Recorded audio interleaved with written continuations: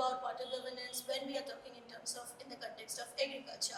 We have started it, so it's a great start. It was yesterday in the Manage dialogue.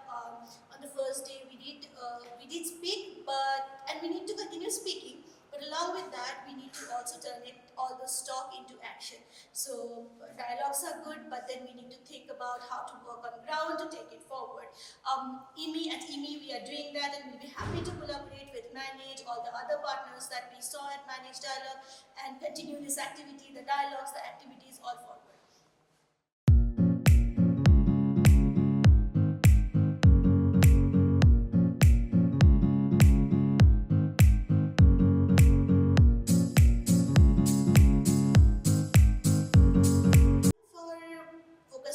Marginalized communities, for promoting inclusivity, Extension should put on its advocacy hat first. Also, by design, the system is such that it's placed at nearest to the grassroots, to the community. So the system, the extension system, is designed to understand what the communities needs, what the communities want, and work based on that, design their activities based on that.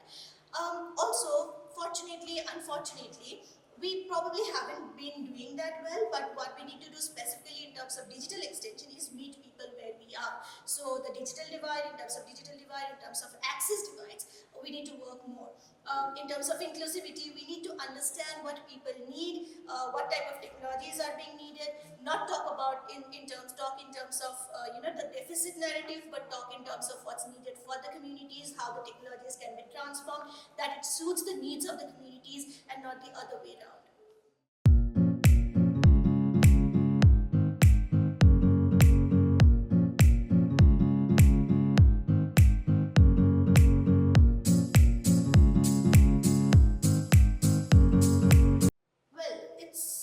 Probably in the design. So while many have been able to make ICTs inclusive, again there are many who haven't been able to do that. Now if you look at technology or ICTs as an end, then probably extension risks widening massively the existing digital divide, access divide, etc.